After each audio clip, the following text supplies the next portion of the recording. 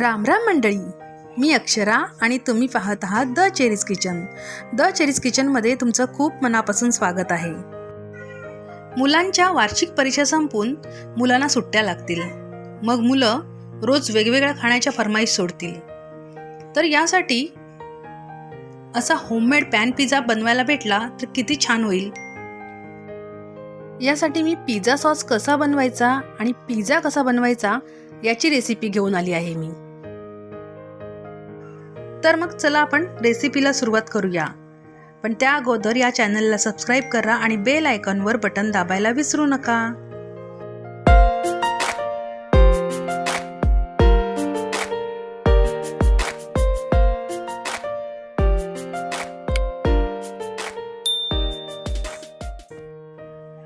आपण प्रथम सॉस कसा बनवायचा ते पाहू. यासाठी मी इथे 4 कांदे आणि 6 टोमॅटो घेतले आहेत आणि ही काळी मिरी पावडर आहे आणि चवीनुसार मीठ आहे. तर प्रथम आपण हे टोमॅटो चांगले वाफवून घेऊ आणि याची आपण नंतर वाफवून झाल्यानंतर याची आपण साल काढून घेऊन याची मिक्सरला लावून पेस्ट करून घेणार आहोत. टोमॅटो शिजेपर्यंत आपण इथे कांदे कापून घेऊया. कांदे हे अशा पद्धतीने चिरायचे आहेत म्हणजे तो पटकन मोकळा होईल आणि भाजायला पण सोपा जाईल. कांदे चिरून झालेले आहेत आणि टोमॅटो पण शिजून झालेले आहेत. तर हे आपण आता टोमॅटो थंड झाल्यानंतर त्याच्या साली काढून घ्यायच्या आहेत आणि हे मिक्सरला लावून याची फाईन पेस्ट करून घ्यायची आहे. तर ही टोमॅटोची पेस्ट तयार झालेली आहे. त्याला आपण आता बाजूला ठेवूया. पॅनवर थोडंसं तेल टाकून घेऊया आणि आता आपल्याला यामध्ये कांदा भाजून घ्यायचा आहे. कांदा फक्त त्याचा वास जाईल एवढाच आपल्याला भाजायचा आहे, जास्त आपल्याला भाजायचा नाहीये. हा टोमॅटो सॉस बनवताना मी ह्याच्यामध्ये टोमॅटो केचप वगैरे टाकणार नाहीये. कांदा आपला भाजून झालेला आहे. तर आता यामध्ये आपण टोमॅटोची पेस्ट टाकायची आहे आणि हे पूर्णपणे दोन्ही मिक्स करून घ्यायचं आहे आणि पुन्हा एकदा याला 5 मिनिटासाठी वाफेवर शिजवून घ्यायचं आहे. 5 मिनिटाने झाकण काढून घेतलंय. तर आता यामध्ये आपल्याला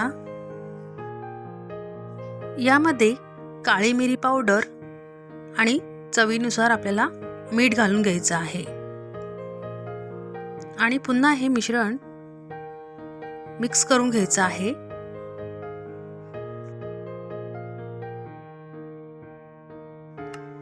तर याला थंड करून नंतर याची मिक्सरमधून फाईन पेस्ट करून घ्यायची आहे. तर तुम्ही पाहू शकता खूप छान अशी पेस्ट तयार झालेली आहे. तर तुम्ही यामध्ये बीट सुद्धा घालू शकता. यामुळे या पिझ्झा सॉसला छान कलर येतो. आता माझ्याकडे नाहीये बीट म्हणून मी यामध्ये घातलं नाहीये. तर आधी आपण कढई प्रीहीट करून घेऊया. तर यासाठी मी मीठ घातलेलं आहे आणि ही अशी हांड्याखाली घालायची जी रिंग असते ती रिंग घालून घ्यायची आहे म्हणजे कसं यावर प्लेट छान बसते. आणि आता झाकण लावून घ्यायचं आहे आणि याला प्रीहीट करून घ्यायचं आहे. मार्केटमध्ये असे पिझ्झा बेस भेटतात तर ते मी आणलेले आहेत. तर आपण आता एका बाजूला बटर लावून घेणार आहोत म्हणजे ती बाजू चिकटणार नाही. म्हणजे आपल्याला जी खालच्या साईडला बाजू टाकायची आहे त्या बाजूला आपण बटर लावून घ्यायचं आहे. तेच ज्या प्लेटवर आपल्याला ठेवायचं आहे तर त्या प्लेटला पण आपण बटर लावून घ्यायचं आहे. आता आपण पिझ्झा सॉस लावून घेऊया यावर. तर मी हा पिझ्झा बिना भाजीचा बनवणार आहे. यामध्ये कोणत्याही प्रकारच्या मी भाज्या टाकणार नाहीये. फक्त मी पनीर टाकणार आहे कारण मुलांना भाज्या वगैरे आवडत नाहीत आणि मुलं त्यातल्या भाज्या काढून टाकतात म्हणून यासाठी मी पनीर टाकणार आहे. आणि हा पनीर मी थोडंसं तेलामध्ये फ्राय करून घेतलेला आहे. आता पिझ्झा सॉस लावून कंप्लीट झालंय. तर आता यावर आपण पिझ्झा सिझलिंग टाकायचं आहे.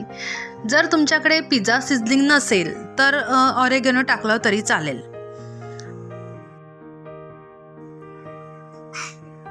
आता यावर आपण पनीर टाकूया. तुम्ही यामध्ये भाज्या देखील टाकू शकता किंवा चिकनचे पीसेस फ्राय करून सुद्धा टाकू शकता.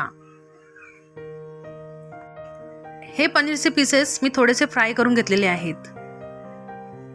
मी यावर भाज्या वगैरे काही टाकणार नाहीये, कारण का मुलांना जास्त भाज्या वगैरे यातल्या आवडत नाहीत आणि भाज्या यातल्या काढून टाकतात. म्हणून मी यामध्ये फक्त पनीरचे तुकडे टाकलेले आहेत. आणि आता यावर आपण चीज किसून टाकणार आहोत. आणि हा चीज मोझरेला चीज वगैरे नाही आहे, हा अमूलचा चीज आहे, तो मी घेतलेला आहे. तर तुम्हाला जर मोझरेला चीज आवडत असेल तर तुम्ही तो टाकू शकता. तर चीज टाकून झालेला आपला आहे. तर आपण आता यावर पुन्हा पिझ्झा चिजलिंग्स टाकायचं आहे. आणि हे चिली फ्लेक्स आहे, हे चिली फ्लेक्स टाकायचं आहे. आणि यामध्ये मी अमूलचं चीज वापरलेला आहे, त्यामुळे हा पिझ्झा काय तयार झाल्यानंतर ताणणार नाही आहे, पण चवीला खूप छान असेल. तर आपण आता हा पिझ्झा बेक करण्यासाठी 20 ते 25 मिनिटासाठी कढईमध्ये आपण ठेवणार आहोत. आणि गॅसची फ्लेम आपल्याला मंद ठेवायची आहे.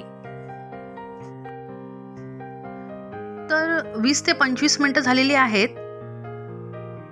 तर आपण झाकण उघडून पाहूया. तर तुम्ही पाहू शकता खूप छान असा बेक झालेला आहे आणि वास पण खूप छान येतोय. आणि खालची बाजू पण छान शेकलेली आहे. तर आपण त्याला बाहेर काढूया आणि हा गरम असताना यावर बटर लावायचा आहे. तर तुम्ही पाहू शकता खूप छान असा बनलेला आहे हा. आणि आता याला पिझ्झा कटरने कट करून घ्यायचा आहे. मी हा तुम्हाला पनीरचा पिझ्झा फक्त दाखवला आहे. तर तुम्ही यामध्ये तुम्हाला आवडेल त्या भाज्या पण तुम्ही टाकू शकता किंवा चिकनचे पीसेस पण फ्राय करून तुम्ही टाकू शकता. खूप सोपी अशी रेसिपी आहे आणि याची चव डॉमिनोजचा पिझ्झा किंवा बाजारातल्या पिझ्झासारखीच लागते. यामध्ये मी मोझरेला चीज वापरलेलं नाही आहे, त्याच्यामुळे या पिझ्झावरचं चीज ताणलं गेलं नाही आहे. हा असा होममेड पिझ्झा तुमच्या मुलांना नक्कीच आवडेल.